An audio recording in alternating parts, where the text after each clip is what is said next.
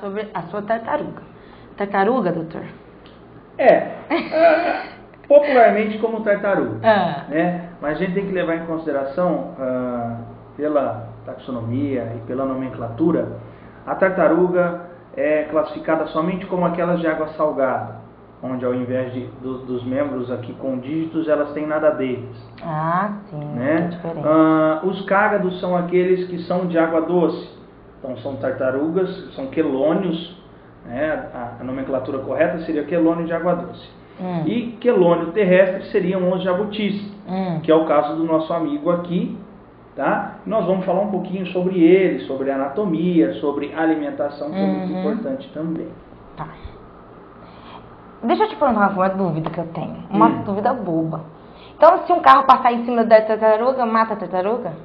Então, elas são resistentes. Tem. Então, aqui, esta parte de cima é chamada de carapaça, e eu tenho a parte de baixo chamada de plastrão. Tá? Tudo isso forma daria pra gente chamar de exoesqueleto, esqueleto externo. Sim. Porém, não são tão resistentes a esse ponto. Nós temos que pensar que um carro tem aí 2 toneladas. Né? E veio até para atendimento, há poucos dias atrás, um animal cujo o próprio proprietário não viu, foi sair atrasado para o serviço e passou em cima. Tá? Na maioria das vezes, esse casco ele racha, ele quebra. Quando é uma coisa rápida, não dá tempo, então a gente faz asepsia. O que é isso? Limpa todo o lugar, para que não tenha contaminação que entre, né, para o interior aí do nosso amiguinho.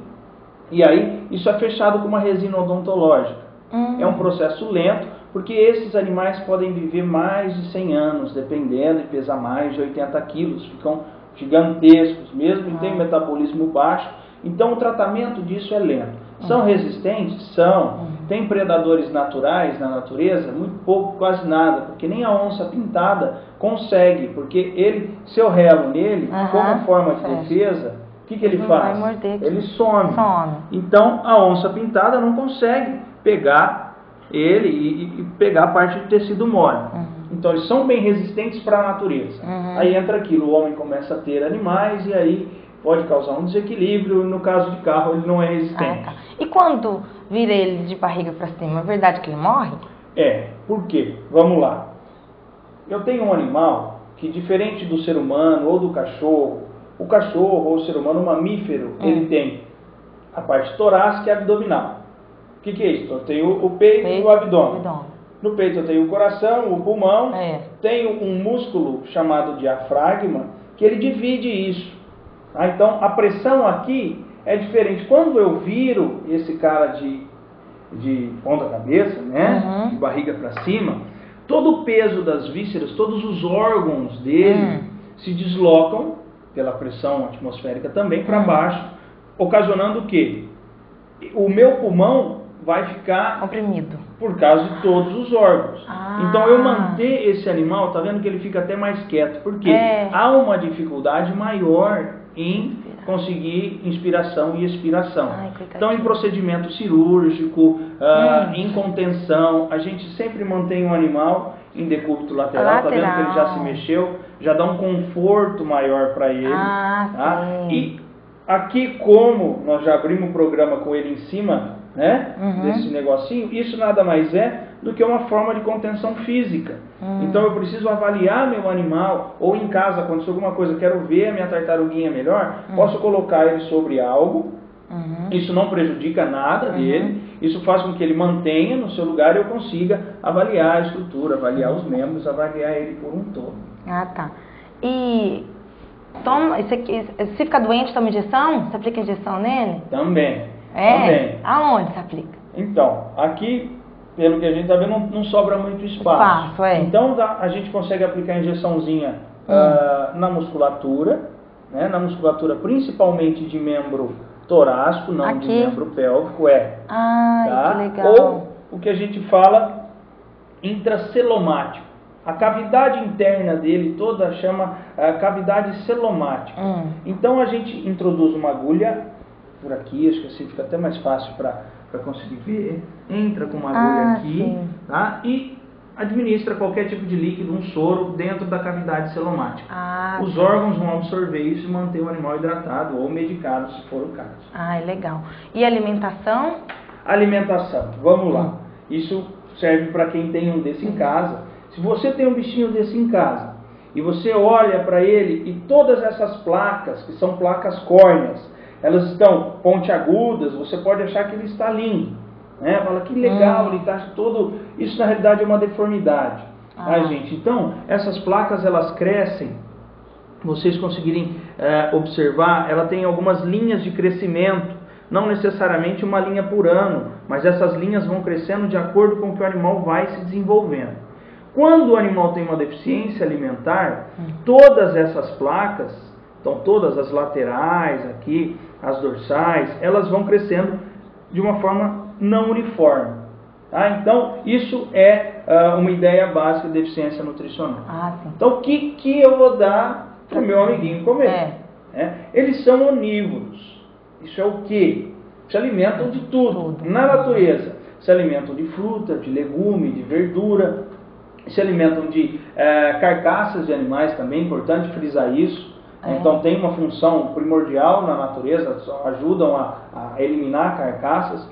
Então acredito que quem tem ou quem já ouviu falar, que já viu a tartaruga, não é tartaruga, todo mundo sabe agora, o jabuti, correndo atrás, correr é meio complicado, mas andando atrás de fezes de cachorro, ou comendo as fezes se tem um cachorrinho em casa. Isso provavelmente remete a uma deficiência de proteína animal. Então esse animal precisa o quê? Um peito de frango pode ser servido para esse animal. Porque o pessoal não quer dar carne, não pode dar carne. Então ao contrário, deve dar carne. Sim, só que aí entra de novo o quê? Procure um especialista, procure alguém que saiba da nutrição, porque a proteína animal deve existir, mas dosada, 1 a 2 vezes por semana. Um ovo cozido é importante dar 2 vezes por semana. E mais, uma carne moída pode dar uma carne moída crua, que for um pedacinho de carne bovina crua, um peito de frango, um peixe, pode usar também. Aí nós temos, se você até puder mostrar, ração. Existe no mercado rações comerciais próprias para esses animais. Então é importante frisar isso. Mas eu não sei se o animal adaptar a comer, às vezes é complicado você adaptar um animal com uma outra nutrição, mas contém o quê? Todos os nutrientes necessários para uma boa vida desse cara. Alface e tomate. O que o jabuti come? Alface e tomate. Como o papagaio. O que o papagaio come? Girassol. São, digamos, lendas urbanas que criaram pela ausência de informações. Alface nunca, tomate pode, mas nem só disso vai viver um carinha igual a esse aqui. E ele foi operado, né? Foi para um procedimento cirúrgico. Agora explica por que ele foi. Antes de fazer a cirurgia, por que isso é frequente acontecer? Então, justamente, o caso dele é um caso relativamente comum. Nós estamos lidando como ele, porque é um machinho. O que acontece? As pessoas relatam, quem tem vai se familiarizar com isso que eu estou dizendo, que às vezes eles expõem pela cauda. Na cauda tem um orifício chamado cloaca. Por ali que saem as fezes e as urinas. Eles expõem por ali estruturas. Isso está ligado ao quê? Manejo, ambiente. Então um ambiente muito quente, se esse cara sobrecarregar a temperatura, porque ele absorve a temperatura, ou se ele tiver por um estresse, de novo eu falo, às vezes crianças que não, muito pequenas, que querem pegar esses animais, podem gerar um estresse. Isso pode acontecer o quê? Prolapsar, quer dizer, sai da cloaca estruturas, como no caso desse cara aqui, o pênis, o órgão genital. E esse órgão genital é muito difícil que ele volte, porque ele fica demasiado, ele começa a ficar avermelhado. O animal anda, quando a gente põe esse animalzinho para andar, ele vai fazer o quê? Ele vai raspar isso no chão. Então a gente faz uma anestesia geral, então anestesia esse animal, faz um bloqueio local, anestesia a cauda desse animal e faz a retirada deste órgão. Então é um órgão grande. Olha aqui, gente, eu quero que vocês vejam, mostra, doutor, para eles, porque não é todo mundo que sabe que tem um pênis ali dentro da jabuti, Tá? Então, todo mundo vai achar que é a cauda. Então, gente... Então, deixa eu mostrar também aqui aonde ele fica. Isso, mostra. Muita atenção com isso. Então, essa estrutura fica aqui, mas a pessoa consegue reparar que isso não está bem. Tem alguma coisa que não está certo. Anormal. Né? Então, fica a dica, gente. Isso fica arrastando. Isso que fica arrastando no chão. Isso pode dar uma contaminação e levar o animal a óbito. Tá vendo, gente? Como é interessante isso? Eu não sabia, de forma alguma. Eu tô aqui aprendendo junto com vocês. E eu creio que vocês aí em casa também estão aprendendo bastante. Porque tudo que o Dr. Fábio está falando é importante. Estamos no final de mais um programa. Você gostou? Eu adorei, aprendi muito. Então fique aí. Amanhã você vai ter mais novidade com o Dr. Fábio. Tchau.